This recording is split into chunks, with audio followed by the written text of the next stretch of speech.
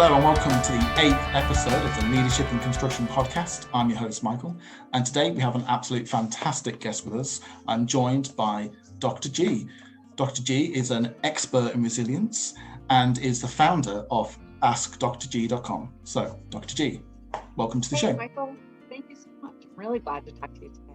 Yeah, likewise. So to start off with, usually on podcasts, I'd ask my guests sort of, how did they get into construction? But today is a little bit different because I haven't done that yet. Yeah. No, so there's time yet still. But the idea of this podcast is that you're a resilience expert and helping to support leaders through change and through stress awareness and resilience. So today is really this podcast is sort of really more focused around those sort of lines. And so as you're an expert in resilience, I really want to understand, how did you get into that? Like, what is that, right? And what is resilience? Yeah, exactly. Okay, so I'm a family doctor, which means that I'm the doctor that you go to see when your child needs a checkup or they're not feeling well or you're not feeling well. And I've been a doc for probably about 10 years, little less, when I was really starting to think about, in addition to the things that doctors have to be able to do, like ask good questions and listen to your answers and help you figure out what's going on and rule out bad things and try different treatment modalities. All of those are important, and I don't mean to diminish them. But I was really interested in what makes people actually feel well and what gives them the best shot of living a good, full life, really no matter what their circumstance. And what I kept finding, despite my idealism in the beginning of my career, is that no matter how good I was at what I was doing in terms of listening and trying things and creating relationship, really most people's thriving, not surviving, that's on me, but thriving had much more to do with them. And I don't know that I would have really noticed because I can be a little thick sometimes, but I had this one morning in the office where I went in, and if it's okay, I'll just tell you quickly about these two patients that I saw. Okay, so back to back, pretty much one morning I walk in, and this woman is a woman, I'm about to walk into her exam room, and I've known her at this point for 3 or 4 years. She has a disease called progressive MS. This is a rare type of multiple sclerosis. Normally with MS, you get sick and then you get almost all the way better, and sick and almost all the way better. With progressive MS, every time you have one of those flares, however bad it gets, that's your new baseline. So she was deteriorating much more quickly than someone might experience with a different kind of MS. The day I was going in to see her that I'm talking about, she was already relying entirely on a wheelchair. She would toggle it with a toggle at her chin to move it around because she couldn't depend on her arms or her legs for anything really useful. And so she was in her mid-50s, white, college educated, really middle class financially. And I walked in to see her and I said, "Hey, Miss So-and-so, how are you today?" And she said, "Wonderful." She said, "My grandbaby turned 1 this weekend and he's getting to be so big, and the flowers by my front door are beautiful, and I'm going to that concert series in the park this weekend, and things are really good." And we had our visit. And it would have never occurred to me to notice the difference, except that it was only 2 or 3 patients later that same morning, the exact same exam room, when I walk in to find another patient that I've known for a while, also white, female, college educated, very similar, but her medical issues were really only some mild occasional low back pain. And I walk in to see her and I say, "Hey, Miss So, how are you?" And she says, "Terrible." And I said, "Okay, tell me what's going on." And she said, "Well, just that, nobody cares about my back. My work doesn't accommodate me and ask how things will affect me. And my family doesn't plan things without considering if I can take part." And I said, "Is your pain much worse?" And she looked at me surprised and said, "No, but it could be." And I went on and I helped her as best I could, but I couldn't help thinking, how do we get patients behind the first door, right? What is that thing that allows somebody, no matter what the circumstances of their life, to look like? Is it optimism? Is it faith? Is it support systems? Is it empowering? Like, what is it that's making that fundamental difference? And it was because these two people were so similar in a lot of ways, except for something that I would have thought skewed it the other way, that really made me notice. And I don't know, Michael, in construction, if you've ever had the experience of talking to 2 different colleagues in the same day, where one of them, if they just told you what was wrong, you would have rated that as really bad. but they seem to be doing okay, genuinely. And someone else who brings you an issue that you would have rated as not a big deal, but for them it is cataclysmic. It can be, it can be kind of stunning, right? And you think like, where's the disconnect here? Is it me? Is it this person? Is it that person? Like what's happening? So that got me tremendously interested, especially in its impact on mental health and well-being and productivity and everything that we use as a marker for how are things good or not so good. And resilience, it turns out, although it's what's called a bucket term, right? We all know the word, but we've got lots of different ideas about what's in the bucket. Absolutely. That actually turns out to be the central issue. It is about how people handle change. Okay. So what are the effects on people? What are the effects of change on people? So this is actually really interesting, and it's where a lot of leaders get very frustrated. I bet that all the leaders listening can empathize when I say a lot of the clients that I work with come to me for their team or their organization because they're trying to implement change. Often change that's really going to help, change that's going to move the business forward towards your mission, towards your bottom line, towards whatever it is. And they feel that their team is constantly resistant to change. Yeah. As a leader, especially a leader who's intentional and has worked to create good relationship, prove their own value and their own commitment, when your team is resistant to change, you often feel betrayed. I don't think that's too strong a word. No. So, I mean, have you experienced that feeling of having a great idea, even of solving a problem your team has brought to you? Okay, we're going to change this. And you say, I've got a solution. And then they're resistant. We've definitely gone through change in the past and always met with resistance. It's always, And when leaders have enough experience behind them to know, okay, this is pretty usual, still often I find that the leaders come to me, blame themselves, or they blame not being liked or not being respected in the way that they would like. And so one of the things that I find the most interesting and the most useful it's called knowledge translation. When you take knowledge you have in one field and help explain how it applies to another, this knowledge translation from neuroscience, brain chemistry, into leadership. And that is, there are certain things that the brain automatically does, everyone's brain, when confronted with a change. And I really want to be clear that this isn't only unpleasant change or unwanted change or unpredicted change. Our brains do this when we get any even change we've worked for. Okay. So here's a thought experiment. Can you think of, and you don't have to share it with us if you don't want to, but can you think of a change that you worked for, a promotion or an opportunity or a relationship, maybe when you asked your partner if they wanted to be your partner, whatever it was, a change that you dreamed about, wanted, and achieved? Absolutely, yeah. Okay. I know when you got it, your brain went, wait, whoa. What am I going to lose? And that is shocking. But when it happens to us, we often just move through it. We go like, okay, so a promotion's a good example. You work for it, you put your name in the hat for it, you're trying to prove yourself, you find out you got it. The first thing your brain does is actually tally up, how is this hurt the relationships I have? Could this put my income at risk if I'm not good at it? Am I going to have to move offices? Like, am I literally going to have to pick up my stuff and move it to a different place? Am I going to be able to count on the people in my support network that I can count on now? Is that going to shift how they see me or what I can ask them for? Calculate the loss first, because our brains are wired to protect us. And our brains believe at the chemical level that we are surviving in the status quo. So anything that changes the status quo is a risk. Even though we will often get through that to see the advantages and that it's worth it, the very first thing we do is perceive the loss. The next thing we do is we don't trust it. And when you had that achievement, whatever it was, or when someone gets that promotion, it might ring true for people who are listening that they go, but did I really get it? I mean, did they mean to send the email to me? Have they really made up their mind, or they're just saying they're considering me? Could I lose it? Is there some sort of out period, like trial period for 30 days? Maybe this really won't be mine. Do I really want this? Was I wrong to put my name in for this? That distrust. Also, chemical reaction in your brain. if you're able to push through, and I don't mean that you don't still feel some of the loss or distrust, but if you're able to push through some of that, unfortunately, the third thing that happens is still unpleasant, and that is discomfort.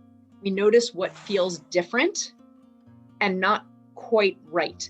An example I sometimes use for people so they can get a tactile sense of it is, you need a new pair of pants. You know exactly what you want. You're really excited to get them. And this is in the pandemic before times, but you go into the store and you try them on, and they are the right size and exactly what you were looking for in the color and the brand, and you put them on. And the first thing your brain does is tell you where they rub, where they don't quite fit, where they pinch, where they need to stretch.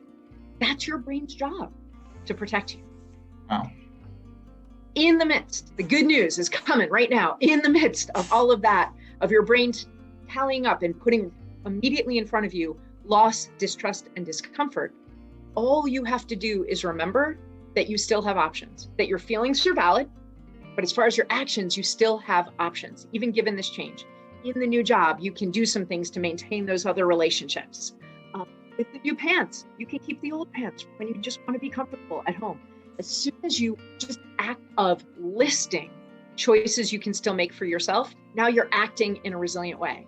But what leaders need to know is like, yeah, but how do I get other people there? How do I get them to think about their options? Yeah, I mean, everything you just said, I have definitely, and it's so scary what you've just said, I've definitely been through all of those emotions you just mentioned, consciously and sort of subconsciously. Anytime I've changed a job or had a promotion, and you doubt yourself for quite some time, like, was this the right thing to do? Should I go back? Why have I done this? Is this going to change my relationships?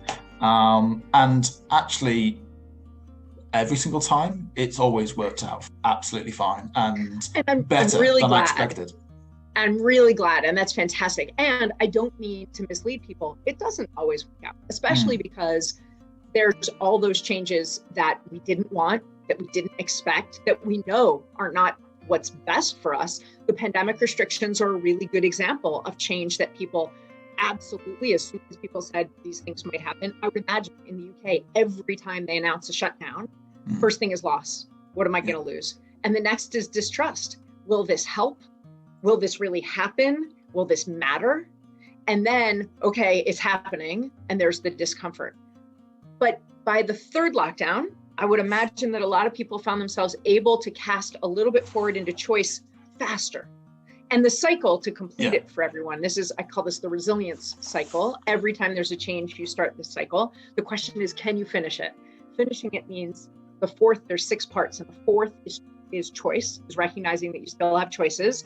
Am I going to get my food delivered? Am I going to stock up beforehand? Am I going to try and do a couple of things I know I won't be allowed to do after the lock-in real quick? Or am I going to lock in right now to feel more safe now that I know this is coming? Yeah. And when you choose a couple, then you get to engagement. It does not mean that there isn't a small piece of you still, or big piece of you still in loss or discomfort or distrust. It just means you are choosing to engage with your options. Because the purpose of this resilience cycle, and the last section is, once you start to engage, is reunification. And it's not reunification with your community or your country or even your company or even your family. It's reunification with the kind of person that you mean to be. That's really what resilience is for people. If you're a rubber band, then resilience is the ability to bounce back into your shape after you get stretched. But if you're a person, then resilience is the ability to go through a change and come through it more the kind of person that you mean to be. Right. Because when you're talking about the lockdowns that we're having in England, certainly you're right. We always go through those emotions, and by the third one, we did go through them sort of slightly quicker. And you're right, straight away, we knew what choices we had and what we could make. Do we send our daughter to nursery? Do we keep her at home? As you're right, do we stock up the fridge and what we're going to stock it up with? Forward planning, you sort of got an understanding. And so I suppose in a way we are slightly becoming, this is just my personal experience of the pandemic that we're going through, you do slightly become a bit more resilient. It's definitely fatigue because we're all tired and we want to get through this and we don't want this anymore. But we're probably able to deal with it, I would say, slightly bit better. I think that's absolutely true. And one of the things that we believe, there's a couple of myths about resilience, and this is important for leaders to recognize. There's really two. One is that people just are however resilient they each are, like it's a character trait. And Michael, you may have done this in your personal relationships or in your work relationships. You have people pegged in your head as, however you might put it, what you're saying is they're more resilient or less resilient. Like you might think, oh, that guy, he handles change well, or that person comes more slowly to that person, they struggle with it, or they're more sensitive. That's a word we sometimes use. Or, ooh, don't, try to never change anything on that person. They really don't handle it well. And all those things may be true about those people. You're experts in the people around you. But we have this idea that that person is where they are forever, that it's this fixed commodity. Mm-hmm. And resilience is not a fixed commodity. It is something that can be intentionally grown through the skills that I mentioned that are in that bucket.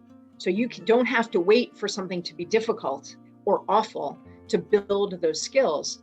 And on the flip side, we believe that just going through difficulty is enough to strengthen us. We have this idiom, what doesn't kill you makes you stronger. Yeah. And the truth is, what doesn't kill you often makes you miserable.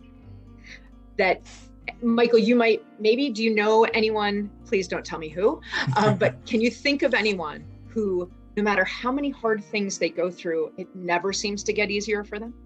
Yeah, definitely know one or two people. Yeah. Right. So that idea that just going through difficulty, just surviving, gives us the skills that we need to thrive, that's also not true. Mm-hmm. Leaders need to think about resilience as a commodity, not just that they measure once in a new hire or a new relationship at work, and then they peg that person and that's where they'll always be.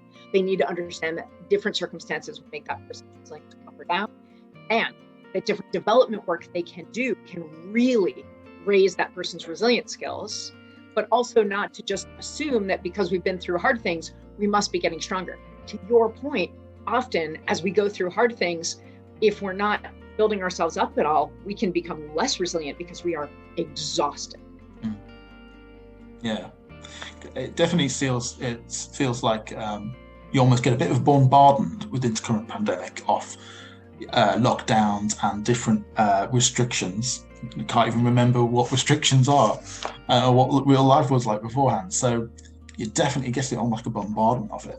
But I have to say, I guess, just speaking about myself now, is like from the start of March, when we started to do the first national lockdown in the United Kingdom, I believe I sort of dealt with that extremely well up until about December 2020, when I started to sort of really feel like, okay, now I'm starting to miss people. I love my family. I love spending all the time with them, and I never wanted to spend less time with them. But okay, I kind of do miss like seeing my parents and seeing friends. And that's when it started to affect me. But that pandemic fatigue is real for a lot of people. And I think that we're seeing it in the workforce more than ever, because having to go to work, needing to work, wanting to work, that's kind of a fixed stressor. But as everything else cascades down, certainly here in the States, in addition, the political and civil unrest that we've dealt with, the racial protests that were much more prevalent over the summer, but those issues have not gone away, the financial impact all over the world, the worry, just the weight of worrying about your parents, for example, not as much maybe about your kids because you're seeing them constantly, they're really under your purview all the time, but worrying about your staff. You know, Michael, as a leader, a year ago, if someone on your team had come to you and said, hey, someone in my family is very ill, I need to step back for a bit, you would have likely said, yeah, mate, do what you got to do. We'll rally everybody and we'll fill in the gaps and you let us know when you can come back. Well, as a leader, now you're worried that if you say that to one person, what will you say to the next 20 that come to you this month? Because they also have someone in their family dealing with a big medical issue. Yeah. No, I mean, it certainly is sort of a really tough subject as well, because as I say, I sort of feel like throughout the sort of, just to use the pandemics as an example, really more than anything, I feel like I sort of dealt with it okay, even the third one and still going. I don't know if that's my optimism, because I sort of feel sometimes the here and now, it's pretty crappy now, but I know in the future it'll be okay. And I don't know if that's because I myself has been through some because I've had tough times through my life, but come through at the other end. And I don't know if that's because I've built up resilience or that's just my makeup of my personality, spot of being optimistic. In terms of leaders then, in terms of trying to recognise people needing resilience or not feeling as strong as they might usually be, what can leaders do, or what would you usually recommend? I'm really glad you asked, because I don't mean to leave leaders feeling like, well, this is really hard and it'll just be hard. That's not my point at all. The first thing I wanted to mention, the reason I said, hey, you've probably experienced feeling like your whole team is resistant to change, I just really want to be very clear. So my point is, it's not because they don't trust you. It's not because they don't respect you. It's not because they don't like you or that your idea is a bad idea. It's because this is a chemical thing that happens in everyone's brains. So if just knowing that allows you to be less, the relationship you have with your team, to be less harmed by their resistance. You can expect their resistance, very much like you expect your car to need to warm up a little bit in the middle of winter. Mm-hmm. No matter what your winter is like, you give your car an extra minute, I would imagine, on the coldest days. And in that same way, when you bring change to your team, they're going to need a little warm-up time. And if you know that, hopefully it puts you behind schedule less because you expected it, maybe you planned for it, and you don't feel as betrayed by it or as frustrated with it. So that's one thing I wanted you to know, to have compassion for yourself and stop feeling like they're resistant, so you must have done something wrong. That's not the case. Yeah. Now, what can you do to make them more open to change? And being open to change is actually a resilience skill. There's actually a few things you can do. Knowing that they are going to have this brain cascade. Even your right-hand person who knew this was coming, who's excited for you to unveil it, when you make the big announcement, even their brain is going to go through this cascade of experiences of the loss and the distrust and the discomfort. So if you can have empathy, you present the change, and instead of saying, get on board, be excited, aren't you pleased, aren't I the best boss? You say, it's hard, isn't it? Brains don't like change. If you can introduce some of these ideas in this language so that everybody knows it, so that everyone who brings an idea expects us to have that knee-jerk resistance, because our team bring us ideas of change too, and we don't always react the best, right? Yeah. So if you can build in empathy as a part of any presentation of change, even if you're going to say, hey guys, we've got to have a shutdown of the computer system for 10 minutes today. If you can make sure that empathy is going to be the next thing you do, not explaining why they should be upset or why things could be worse or how they should feel, because those things are empathy. Right? Michael, what's the worst thing somebody can say to you when you're upset? What's the most annoying thing? I don't know. Don't worry about it. You'll be fine. Sort of right. dismissive. They can dismiss it, right? Don't worry about it. Don't worry about it. And for me personally, it's telling me that I should feel the opposite of what I feel. Oh, you should be happy. You'll get 10 minutes to have a coffee break. I just don't like being told how I should feel. For me, that's it. For other people, it's calm down, telling you to feel the opposite. But whatever it is, what empathy means is not, I agree with how upset you are. It is simply, I see that you're upset. That's all. It's really putting yourself in their shoes and really sometimes as leaders, I think that we hesitate to show empathy because then we think we're obligating ourselves to fix something. If I tell you that there's going to be a change, and then, or rather, if you as a leader tell me that there's going to be a change and I'm upset by it, I'm frustrated, and you say, oh yeah, I hear your frustration, you might then feel pressured to try and fix my frustration, to change the change or cancel the change.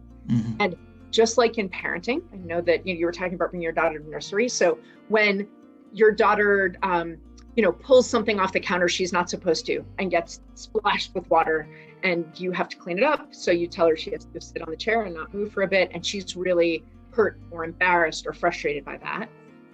You can say, yeah, that's embarrassing or that's frustrating, without letting her get down from the chair. You can show empathy for her frustration with your consequence without changing your consequence. That's a parenting example, but in a leadership position, I think leaders sometimes withhold empathy because then they feel like they'll be obligated to not do whatever the person needed empathy about. And that's not true. So empathy is the first thing. A little time and space for processing. We want to rush people right to either feeling the way we wish they'd feel or thinking about their choices. We want to rush them right to square 4 in that circle, just to segment 4. And most people need a minute to process it, to feel what they're going to feel, to get there. So the skill that you can do, so you're going to give empathy and give a little processing time. Maybe that's 3 seconds, and maybe that's 3 days, and maybe that's 3 weeks, depending on the people. You're an expert in your people and the size of the change. Yeah. We're going to reset the thermostat for 1 degree lower Celsius. I feel like you could just warn people the day before so they can bring a sweater if they want a sweater. But 3 months, if you're going to totally rip out your computer system and put in a new one, and they're going to have to learn new IT.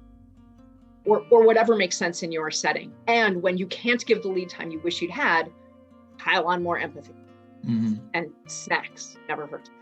But the other thing that you can do is to help your team build their skill. This is a really key resilience skill of managing discomfort.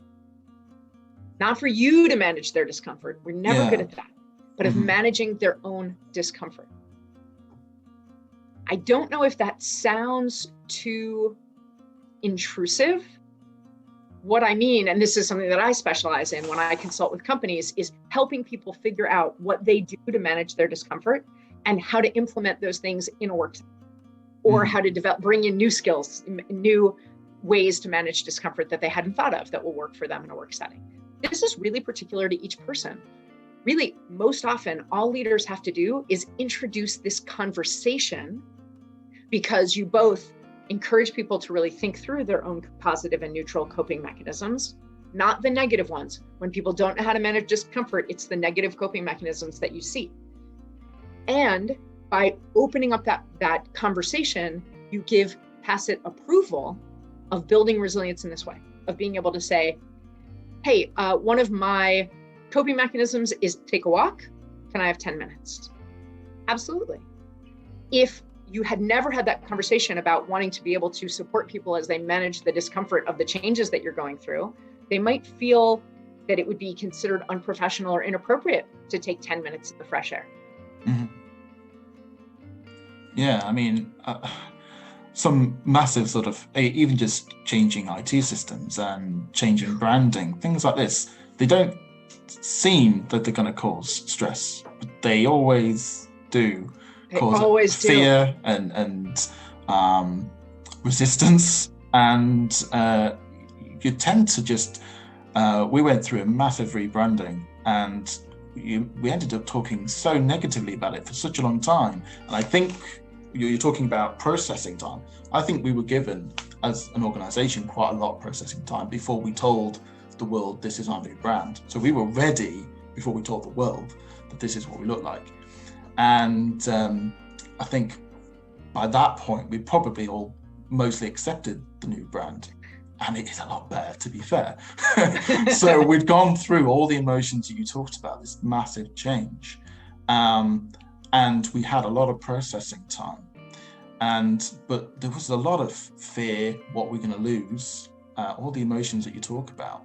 And I do see elements of those leadership points that you talk about being introduced, warming the staff up. We're going to go through this, the reasons why we're going to go through it, but not telling us how we should sort of feel, giving us ourselves processing time, sort of to, in a fearful way of change, almost like, putting it down. Oh, this is ridiculous, changing it, spending all this time. How much money are they wasting on this when they could be putting it to this other thing? And in reality, it probably one of the best things that it could have done. It rebranding it never looked any better. So I think we all have to sort of go through these emotions and these changes over any sort of change, no matter how big or small. And I think that this is the key point, is being recognizing it. I'm just repeating almost exactly what you said. It's recognizing that people are going to go through those emotions and planning for those emotions. To a leader, and I've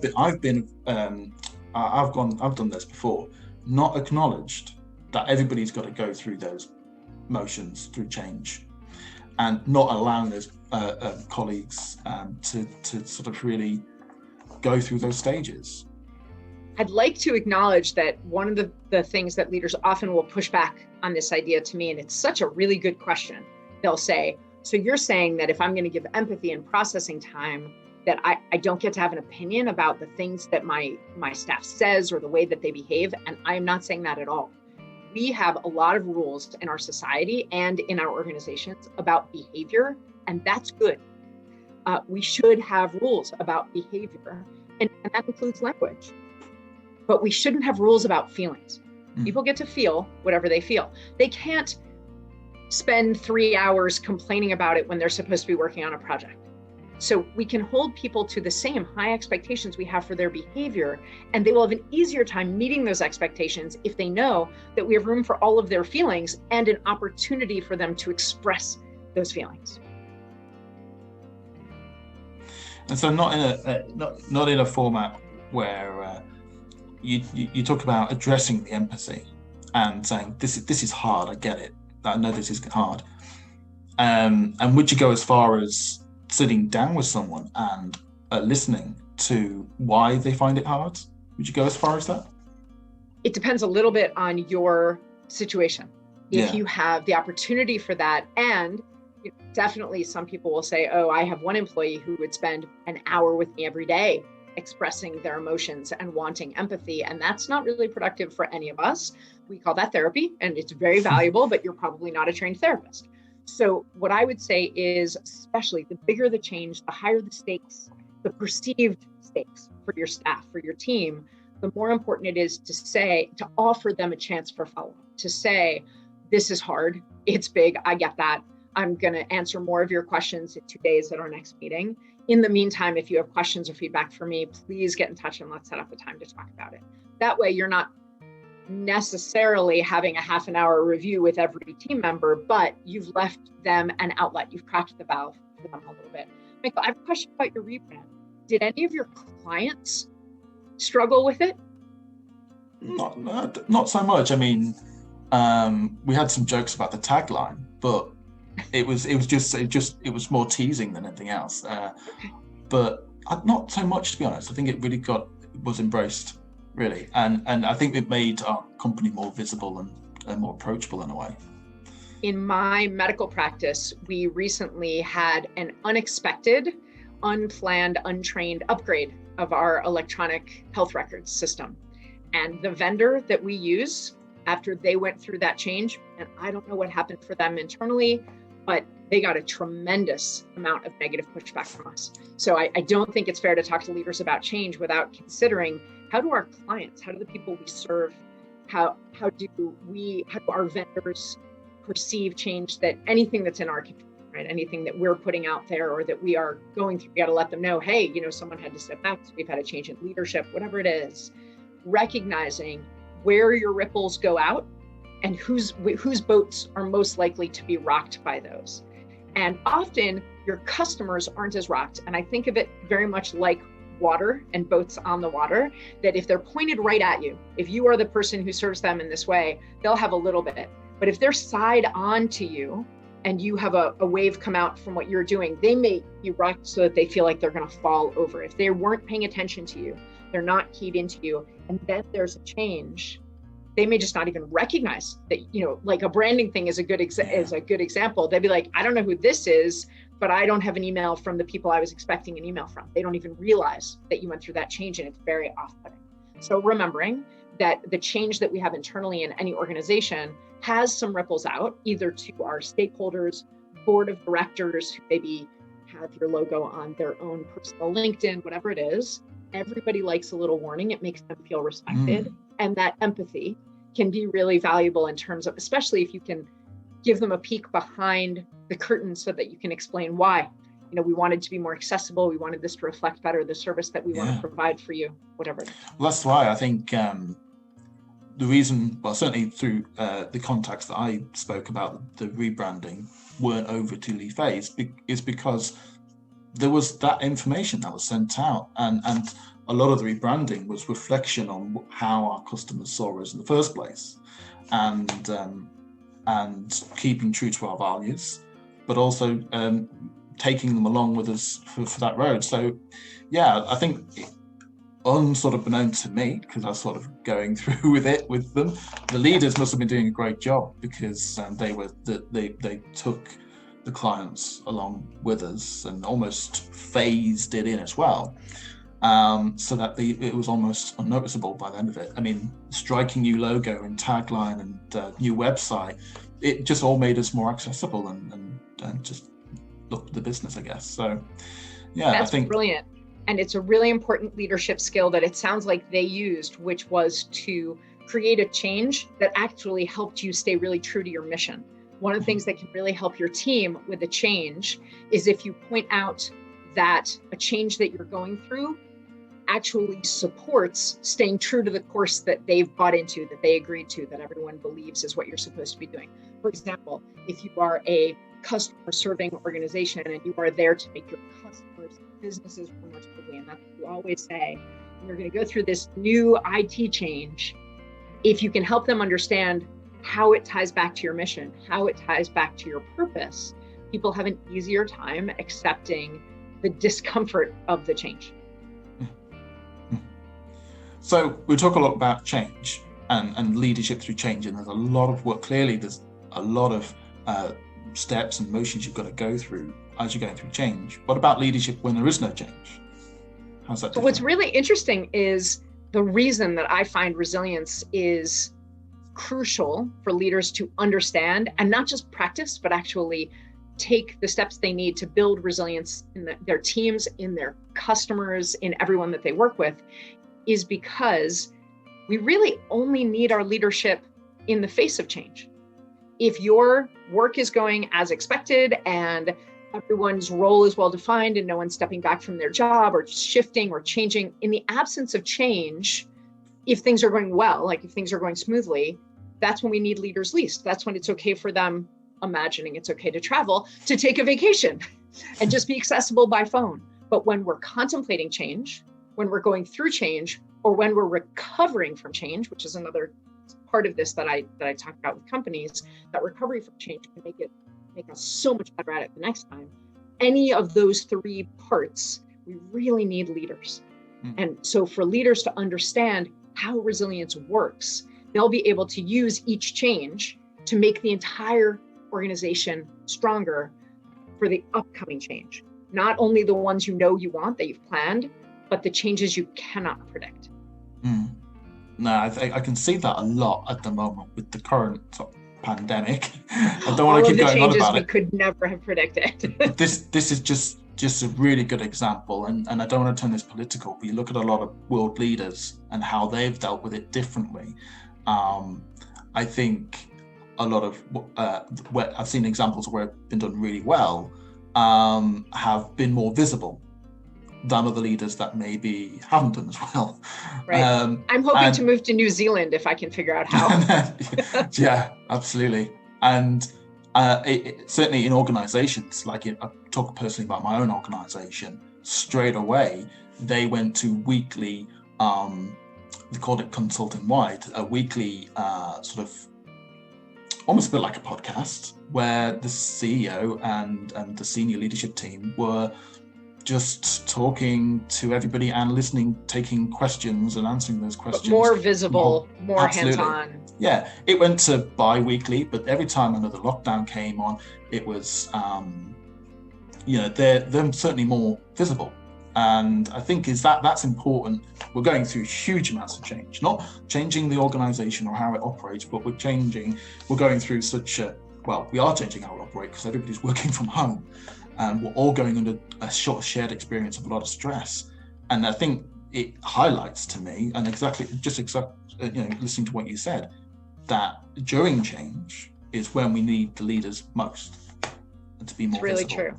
Yeah. And leaders who can authentically strengthen their own resilience, have empathy for the people that are working with them, but also an understanding. Back to that relationship you want with your doctor. You need a doctor who listens to you. You need a doctor who asks good questions, really listens to the answer, and partners with you to come up with a plan. But you do need them to be an expert. in how your body works and what can help it work better.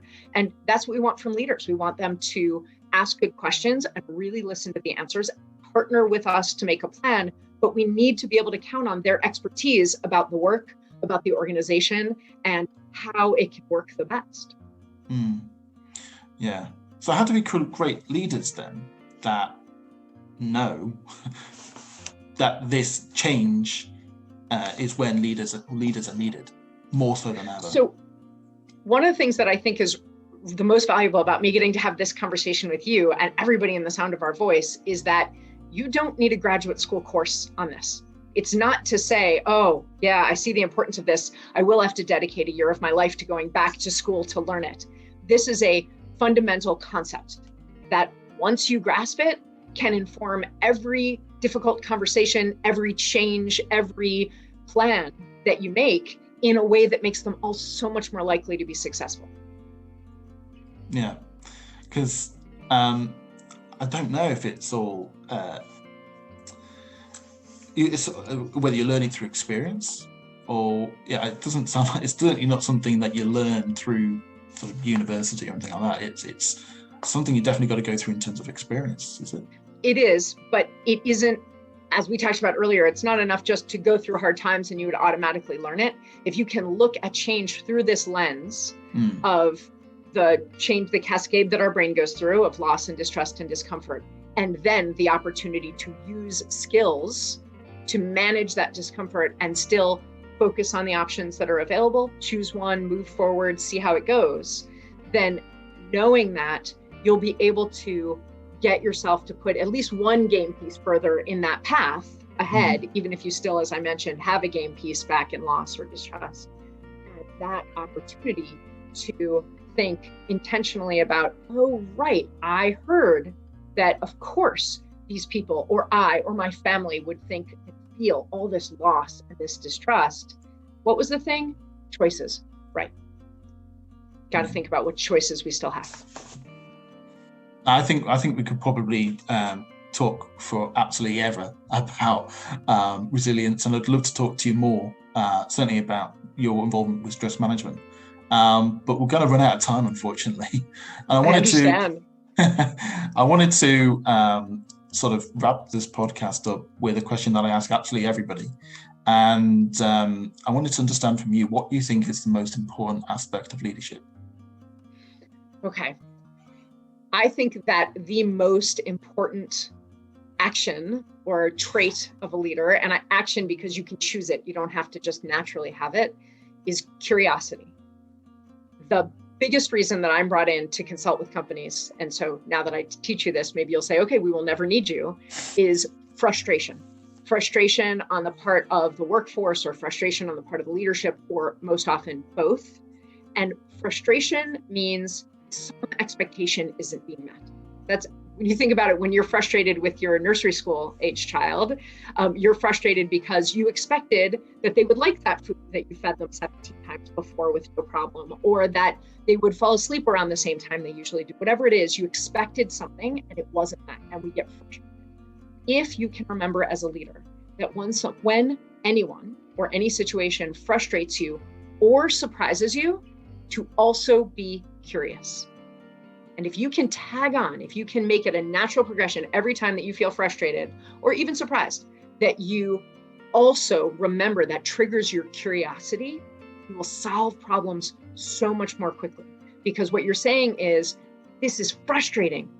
What don't I understand?